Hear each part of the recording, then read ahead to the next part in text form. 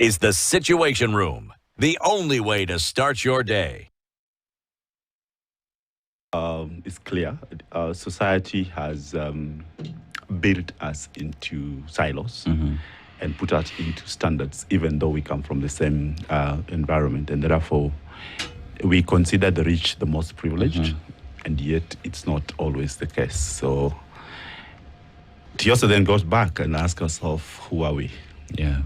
Have we just started segregating our own people, or are we real that we can never be the same in the community? And therefore, in my opinion, it's a biased way of glorifying certain people with their status in the community, other than appreciating that all of us are worth. It doesn't mean that if you're poor, you do not have ideas. And I've also seen a situation where those who have money, in most cases, have no good ideas. Those who have good ideas have no money. So really, a combination of the two is more important than just looking at it from one side. Well said. Asanteni sana. Well, Ojepat, let's stay with you for a minute and let's start to, draw some lines so we can understand where it is that we're actually playing within at the moment. Kenya's breadbasket, from an understanding that this is the region that is, number one, most fertile, will grow and produce the most food at the moment for the country. Is that the correct state?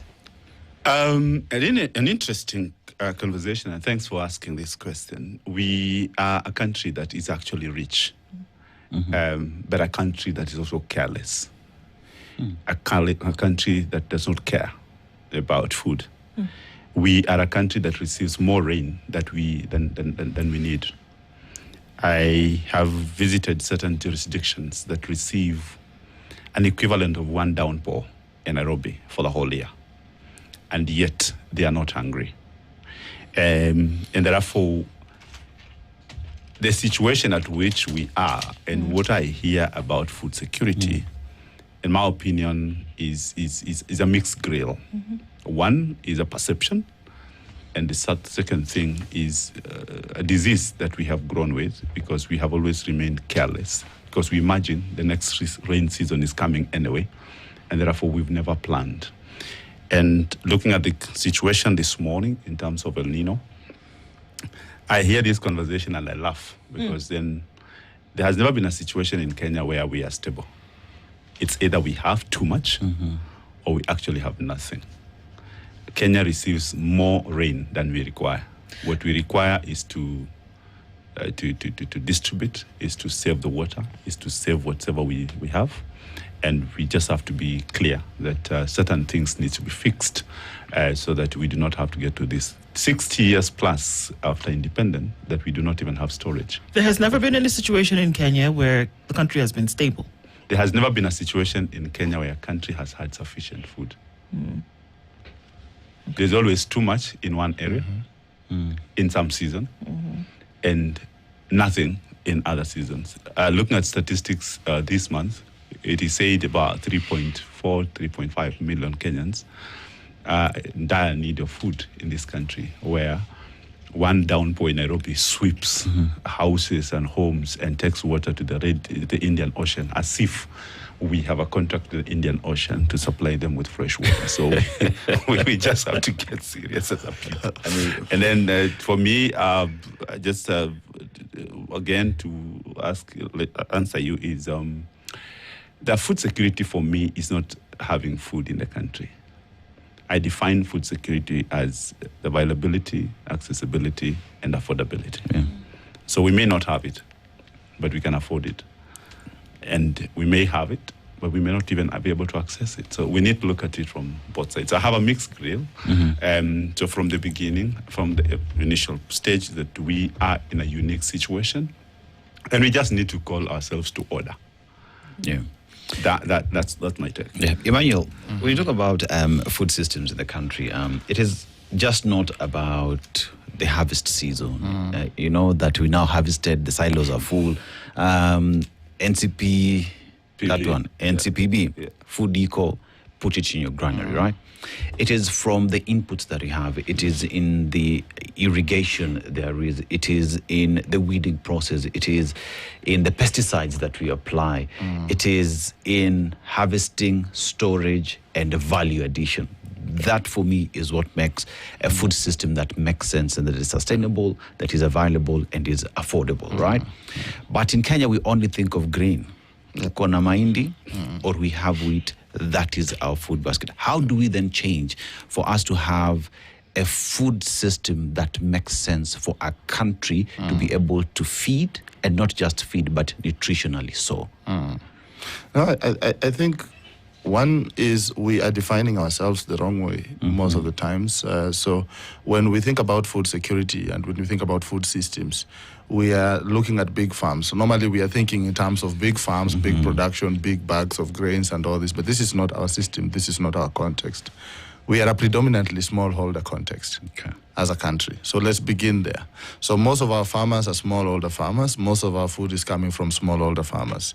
When you turn to the consumption side, when you turn to the market side, then you also see that the way the market is structured is different from what you will find in the textbook.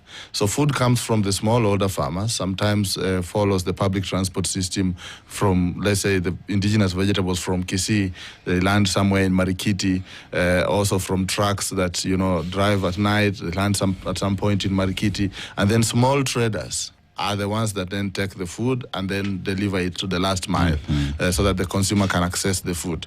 When you look at the reality of the food system and how it is organized, it's very different from what you read in text and what you read in reports. So even that understanding becomes a bit problematic. I think a smallholder farming system has its own advantages. And one of the advantages is that as many people as possible have an opportunity to participate in production because they have access to a portion of land. And then as they participate in production, they are also participating in consumption at the same point. So therefore, it becomes easier to have a conversation where consumption and production are not very distant. So a lot of people in Nairobi, for example, would be connected to farming indirectly or directly, or at least they will be having a brother or a sister or an uncle or an aunt who is doing some sort of farming. So as a society, we are not very disconnected from production. And that is why when we talk about things like El Nino coming and all these things, everyone is affected because everyone is connected somehow to the soil, whether directly or indirectly, which gives us a lot of advantages that we now need to start to discuss and start to see what does a smallholder farming system or agriculture system requires. It is different from what is in the agriculture textbooks today. It is different from what is in the government plan when you talk about, we are doing big production, let's have aggregation centers at the county level and all those things. In some of the counties, if you go to some of the counties, especially in western counties, I keep telling my friends in Kakamega, Siaya, Bungoma, when they do their maize production, you know how much of that maize gets to the market outside those regions? It's very small percentage. But the consumption that happens in that region of the maize that they produce in that region is significant. But because we don't want to account for that, we don't want to document for that, we don't want to look at our census and see how many Kenyans are living on farms, for example. So that when we are thinking about, what is in the silo, what is in the storage, but really, is that what we should be paying attention to in a smallholder system? It's a different conversation there. So for me, I think if you misdefine the system that you want to intervene in, whatever intervention you suggest is going to fail. Okay, so let's look at the food that's available in the country, and let's look at where it goes. Now, you talk about food that goes to the silos. In this case, under the Ministry of Agriculture, then the NCPB takes on this food that goes to the NCPB, that they can say, okay, our barns have food. Where does it come from? And then where does it go? For us to understand, where does that food come from? That these barns, and where are these barns? And where does that food essentially then get distributed to? Do you want to take it? I think for me, interesting conversation. Let's be honest. First of all, that we as a country have remained food insecure for long. Okay. Even as we talk, we are food insecure, and we're also nutritionally insecure. The farmers in this country have been defined the wrong way. And the production that we have within those smallholders, most of it does not leave their gates. First, it is consumed locally. Two, whatever gets to the stores does not go straight to NCPB. There is food that goes into millers and does not make its way to NCPB. There is food that goes into schools, institutions, groceries, eateries. That food does not find its way into what is defined as stores.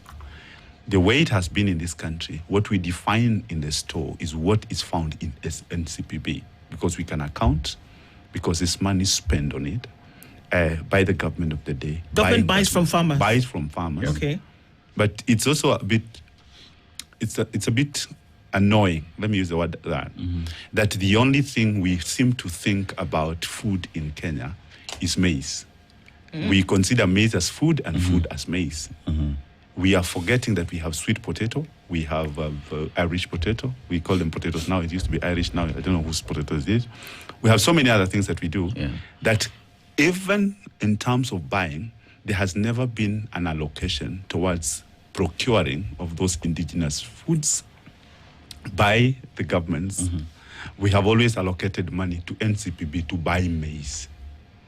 And from certain farmers, in most cases, those we consider large scale or medium scale, who can afford to have an excess of a bag beyond their normal food consumption. And therefore, it becomes unfair from the beginning, because then if you have a little bit bigger land, then the government of the day will have some resources to procure maize from you. But there are people who grow in Eastern Kenya, for example, what we call pulses. Those pulses are never bought by government. The beans. Why? I mean, have you heard anywhere where there's... Why are they not bought? It's because we have considered maize as food, and nothing food else is maize. And also bulk. Then let me progress and make it more complicated. Okay. When it comes to milk, because milk is still food. Yes. It's bought by the cooperatives. It is not funded directly by the government. It's funded by the dairies. If you go to Brookside and the like, buy it, and it's basically commercial. And we have allowed that system to be commercialized, and it moves towards there. Even when the government dictates on the prices, but you still see there are competition, and that competition has made that specific sector look more stable in terms of the distribution, right? But when it comes to maize, we all wait, and yet we do not have cost of production. Now listen, who supplies, to answer your question, who supplies the maize? It is a few people who are privileged to have slightly bigger land than the normal person, and largely the farmers who grow maize. And we have lost it because food security is not about maize. It's not about cereals. Food security is about everything that we can eat, starting from vegetable, whether it's herbs, whether it's your pulses, whether it's your ugali. For the people who eat ugali, I think that becomes it. For people like myself who do not eat ugali, do I look unhealthy just because I didn't eat ugali? No. So we need to look at food security from a different perspective and definition, and remove maize from food security, but make maize part of the food security that a country requires. That way, then we will look at, let me ask a farmer from Kadhiani in Ukambani. Let me ask a farmer from Kisii who does not grow maize. A farmer in Meru who does not grow maize. A farmer in Nyandarua who grows cabbage. When do you look at them as people and farmers who contribute towards the food basket of this country? Hey, Ojepat says he doesn't eat ugali. I don't. Do I look unhealthy? So are you getting where I'm coming from? So the maize we have is only coming from a few people who are privileged to have land, and not the 85% plus smallholder farmers. And that is why the whole conversation then becomes more of a political situation than a real food situation. Because we need to look at beyond just politics and be able to say, what does Kenya produce, in what volumes, and how do we apportion that as part of a food security and build resilience, consistency, and sustainable systems that allow a supply of that value to come in. For example, vegetable and short crops that take 3 months, that take 6 months, that take even 2 months. We do herbs, we have vegetable. When do we get vegetables, dry them, and make them a food security issue? I mean, Atamba, based off what Ojepat is saying, it is, we need to get out of NCPB conversations where all we think about is maize. Because one asks the question, if you go to a place like Turkana, I mean, predominantly dry areas, maize is not is not part of their palate, because what they have is their animals, you know, perhaps, and some rivers where they grow their vegetables here and there. But that those who are producing, say, if it's ugali, maize, they should be able to feed into Turkana, and Turkana, or the northern part of the country, who are predominantly livestock keepers, should be able to feed back to other areas of the country. Because, let's be honest, we've never seen a protectionist move where, say, if Nyanza is known to be good at growing something, that is what they focus on. If these other areas good at maize, that's what they focus on. But there should be a mechanism where all these feed into the food basket of the country that would then address nutrition and food security that we're talking about. Are we having these conversations on that level, or have we just left it to be another political slogan? I mean, I would say there are a number of quite interesting government programs. If you look at how government programs, and if you look at major programs like NARIG, NAV-CDP, and other programs that I know, so Ojepat understands that. So there are a number of programs, there are a number of investments that are also looking into the other value chains. I would not say that we are only looking at maize. The problem is that Kenyans are only asking about maize. This is a problem that is also fueled by Kenyans. So a lot of Kenyans just monitor the unga prices, and they say, okay, so if the unga prices are okay, then we are okay. And we are the ones who are telling the politicians that we want to hear about maize. But as Ojepat says, there is a lot of food. Kenyans have a lot of diverse foods. And today, if we monitored our consumption, if we monitored our markets and flow of food, you will realize that, in fact, the ugali consumption is reducing. And we are having people like Ojepat now saying, okay, so I'm not an ugali person. But generally, consumption of ugali is going down, creating space for potatoes, creating space for rice, creating space for wheat.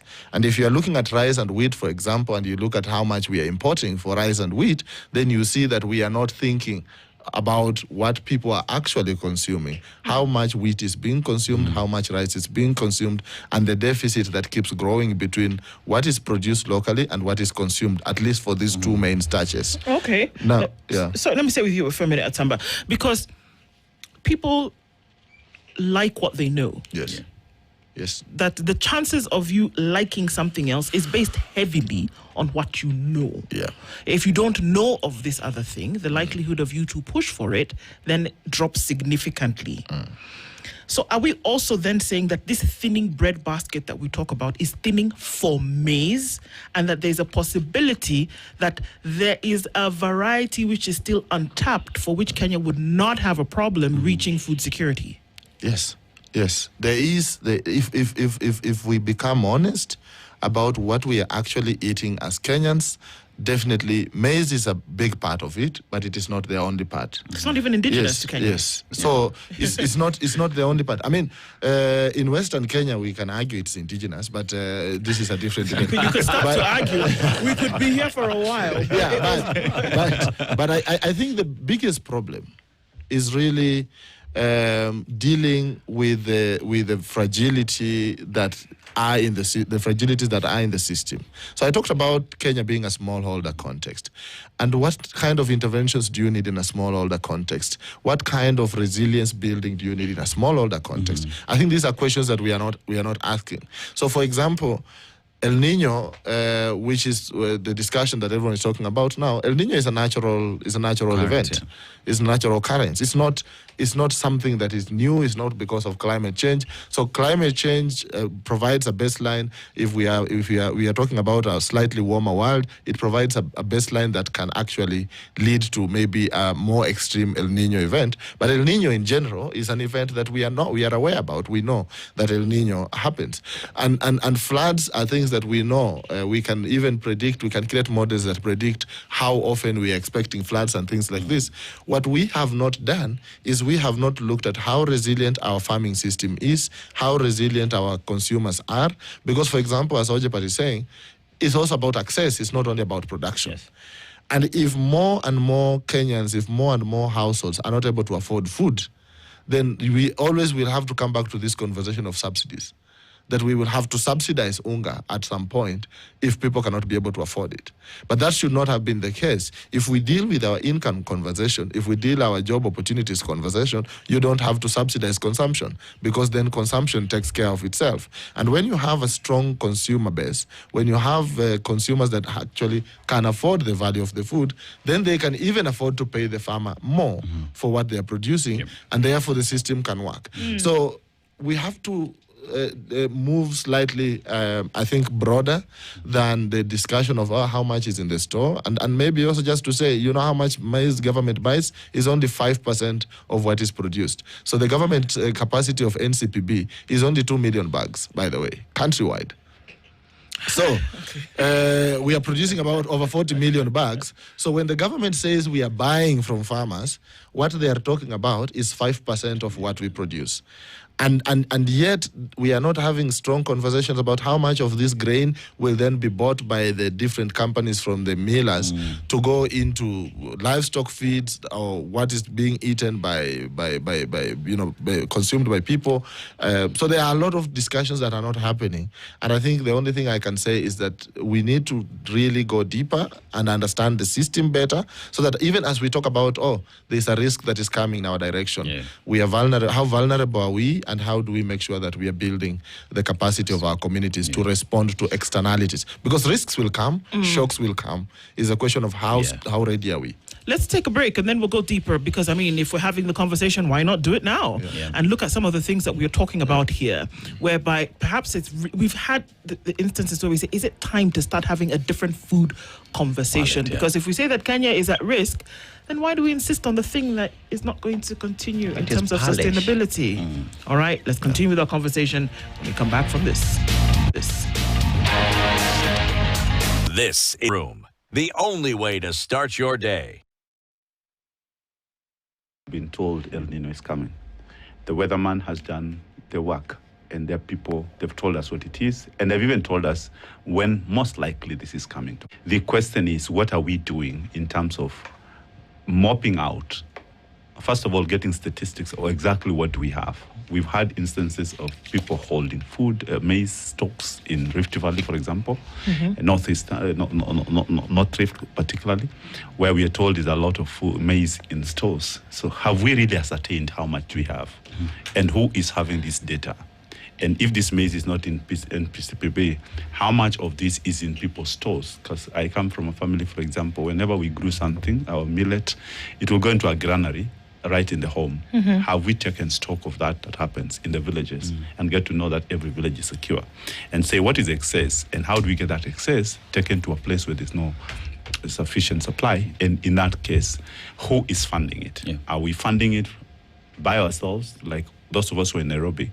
We go to the store and buy. We actually, in most cases, don't ask where that food came from. Is there a traceability system to help us to be able to establish where we are? And two, if that is the case, number one, if we're able to ascertain and get to know the situation, food security, I said here, is not about just having food. It's about affordability, accessibility, and are we able to afford? Is it accessible?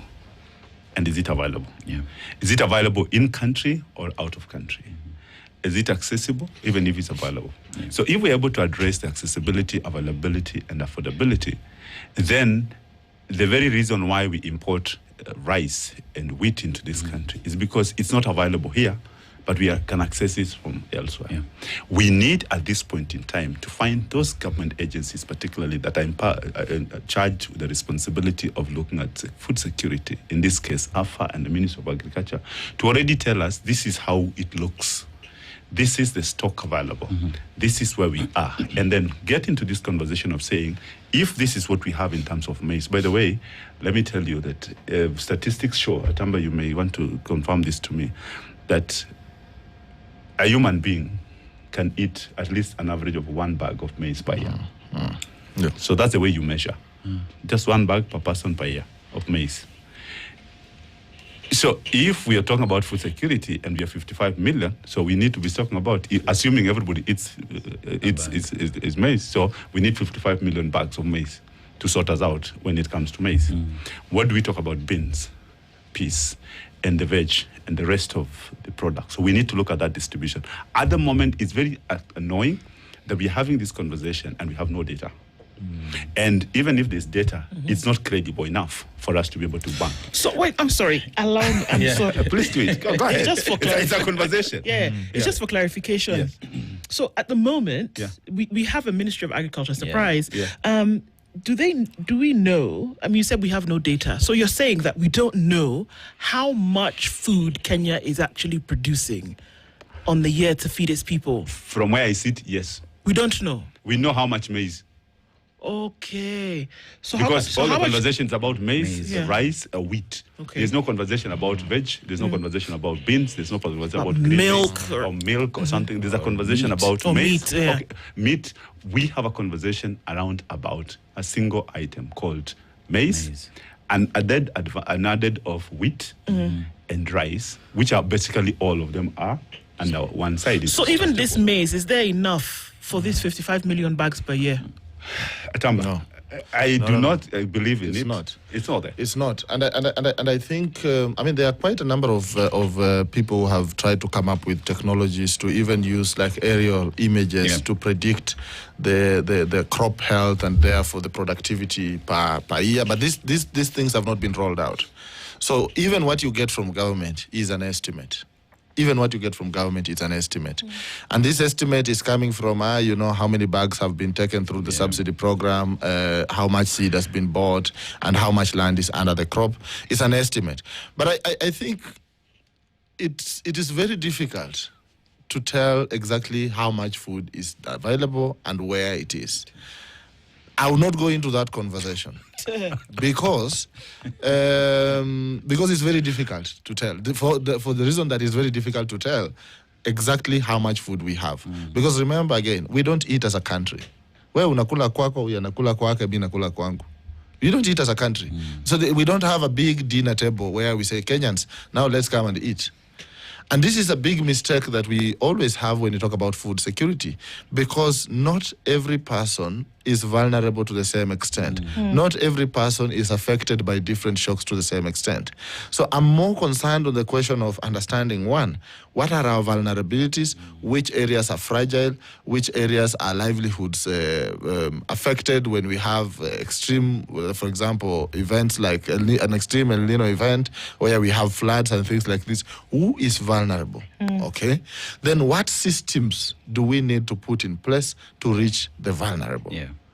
Because for those that are not vulnerable, it doesn't matter whether the unga is coming from Washington, D.C. or from Kakamega. No. If you have the money, the unga will follow you. Food follows where people have resources. And that is why today, when we are talking about El Nino, I don't think our friends sitting in Runda, in Karen, are very worried about it. Because they sweeps know their houses away. Yes, because they know whatever happens, if some livestock are swept away, if some houses are demolished and all those things, they will still have a place, a supermarket. It will be 2 times more expensive maybe, but they will have the money to buy it.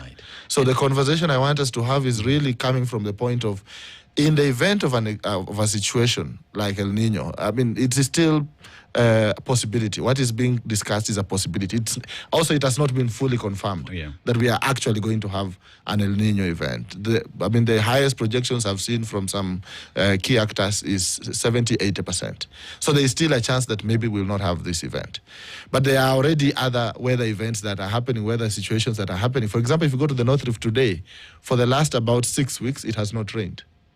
If you go to Uasin Gishu County, you go to Trans Nzoia County, this is where I come from, and I can tell you that the maize is not looking good there, for example. Just as but always for me, the question is, okay, who should we be worried about? Who is going to be affected? In Nairobi, the people in informal settlements are always affected by these events, both in terms of the infrastructure that is affected, but also at the same time in terms of access to food.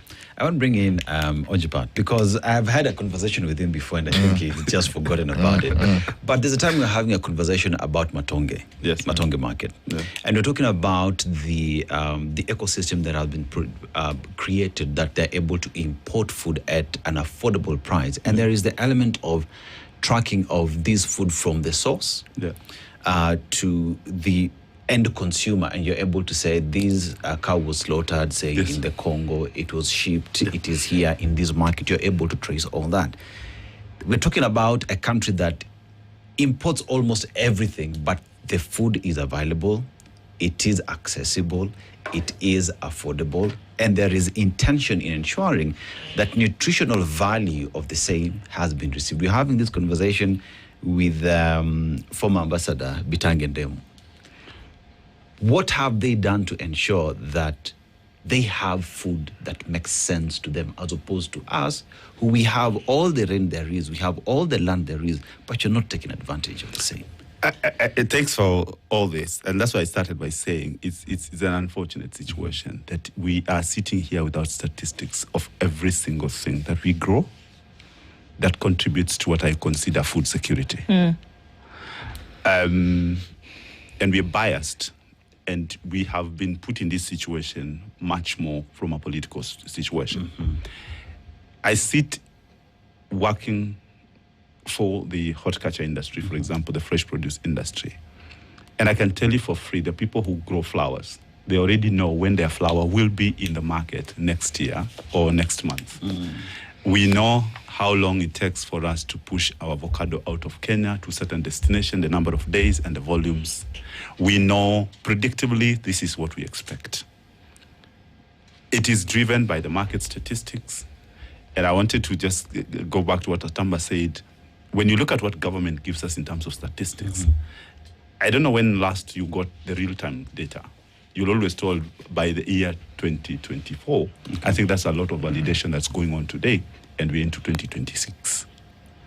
So we have 2 years gap of data. In some places, you'll be told recent data of 2022, 2023. That's what government considers recent. Recent data. What I consider recent is today. 2026. I know what was exported last night out of this country, to which destination. I know which airline, I know the airway bill. That conversation is not happening at the ward level. It's not happening at the village level. Because the government of the day, when we adopted devolution, we actually killed agriculture. And they killed the systems. We devolved agri, but we did not devolve the functionality and ensure that is working. We have a CEC in charge of agriculture who has a staff who are not enabled. And it takes me to what annoys me very much. And I've told you this before. In a government of the day, and the statement I'm going to use is quite strong, please. I say this country must either delete the statement they call agriculture is the mainstay of this country, or the backbone. Those are the interchangeably used in any government documents, either mainstay or backbone. But this year's budget, if you look at it, statistics show that it has only been allocated 1.3% of the annual budget, against what Kenya has ratified more than once of 10% on the bare minimum. And expect this country to flourish and expect security in this country to improve. I can tell you, colleagues here, that the security of the country is determined by if their citizens can eat. Yep. If you have enough food, why do you have guns? Most of the crime scenes we see around is because people are struggling to get money to do what? To buy food. So if you can provide food, we'll be okay. Now back to your question. The challenge we have at the moment, again, is still skewed towards the political crops. Political crops. I'm using the word political crops. You'll be discussing coffee, you'll be discussing tea, you'll be discussing maize. Those are the crops. We are not discussing bananas. We are not discussing potatoes. And if we discuss potatoes, it will be which variety of potato. And therefore, this conversation must come out of the political line. And this is what I want to ask you. From where we sit, what we need to do is to have a serious conversation about what is agriculture in Kenya? What do we define as agriculture in Kenya? It's mainstay. If it's a mainstay, what are we doing to ensure that that mainstay is actually a mainstay? So the behavior... This agriculture is being funded largely by the international community. Please challenge me if I'm wrong. And I can say this again. Why will a country that would like to be independent, solid, speak with authority, be able to have its infrastructure that feeds its own citizens, being funded largely by friends? Why don't we have it and then ask friends to top up whatever we need to do? Tell me today where you have a program of maize, of mangoes in Machakos and Lower Eastern, Makueni. Why will mangoes go into rotting? Last season, we lost a lot of mangoes because all of us want Ojepat and the team within the export to export all the mangoes. But we can't get those mangoes pushed to Northeastern where they require a lot of nutrition. Well, Kivuta Kibwana tried by setting up this factory, which was going to then harness Kivuta Kibwana did not set up the factory. So I said he tried. I speak with authority. Yeah. Did he not try? I was involved. Did he not try at all? I was involved in the visibility study. And that facility and the donors that put in money, including up to the launch. We know how much the county put in, and we know what the international community. The intention is very well. But do you know that that facility is idle 9 months of the year? Why? Because we designed it for mangoes. Mangoes are also only in season for this. And yet, how much does that factory take? Less than 10% of the total production that comes from the same area. So what you're saying... And so what we need to do the is orchards, to dry. The trees, I understand. So the trees that are producing mango, for example, in this lower eastern part, essentially a majority of the fruit will fall to the ground and rot and disappear. It becomes a food waste. Okay. Why? We have not invested on it because it's not a political crop. And therefore, we have not put a lot of effort there because what we needed to do is to buy up all those mangoes, distribute to other parts of the country and sell them fresh, or at least encourage what I'll call dry the vegetable, the mango, and eat it as a dry veg as part of our food security. That is just mangoes. Let me use the word cabbage. If you go to Meru in Nyandarua, how much cabbage goes into West? If you go down to Kitui, there was a time Governor Ngilu tried with green grams. And we condemned her for having overproduced green grams. And we could not put an intervention, and we called it her project. And yet this was food. And so I could continue saying this. What I mean here is that we need to move out from, for lack of a better term, from this joke of calling agriculture mainstay, and we do not support it. And we need to devolve not just agriculture by name, devolve resources and hold men and women accountable for every resource that we have given to them, like we will account. I mean, you account for your time here. When are we going to hold people accountable? Even for the fertilizer that the government has subsidized. And do you know how much of those subsidies goes to other crops other than maize and wheat? The majority of that subsidy goes to the maize and wheat. How comes we're not asking ourselves what kind of fertilizers, in terms of our nutrition, do I need to produce? Cowpeas. And your African leafy vegetables. Who accounts for that? Where is it accounted? Is it part of the food security? The answer is yes. Do we look at them that way?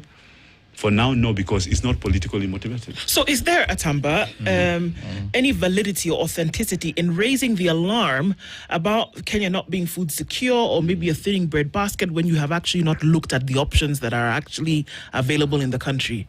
Can you do that authentically? Yes. I mean, and that's why I said it's difficult to count what everyone is keeping in their kitchen or in their stores. But what we can count is the number of people that we see struggling to access food. Is the number of people who, if they are asked today, if they are worried about what they will eat for dinner this morning, they will say, yes, I'm worried about whether I will get food for dinner. And what we can count is the number of people who in Nairobi today woke up in the morning, took a shower, and tried to look for a job, and they moved around town, and up to midday, they have not found something to do. And therefore, we are asking ourselves, what will they eat? Okay, so I think what we can see the problem. On the other side, we see a problem. We see a real problem that we have people who are not able to feed themselves in dignity, because this is what it should be about. You should be able to feed yourself in dignity. Whether you are engaged in the agriculture space or you are engaged in providing services elsewhere, you're engaged in media, you are holding the camera, you are doing the social media, you are doing whatever you're doing, you should be able to feed yourself in dignity. Now, when we look at how many households in Nairobi, in other places in the country that are afraid when they hear about El Nino and they are afraid of whether they're able to eat, we see that there's a problem. So I think this is where I'll sound the alarm from. I would sound the alarm from the point of view that a significant number of Kenyans are worried that they might not be able to have food. And whether the food is in the supermarket, whether the price is reduced by 2 shillings or by 10 shillings, it does not mean that all of us have access to that food. So on the production side, what I see, and I agree with Ojepat, that there is a mismatch between what is needed. Yeah. So when we are talking about climate change, you're talking about reduced precipitation, and again, it's important to still also insist that rain does not produce food. We need water to produce food. So it's not about waiting for the rain or the right rain.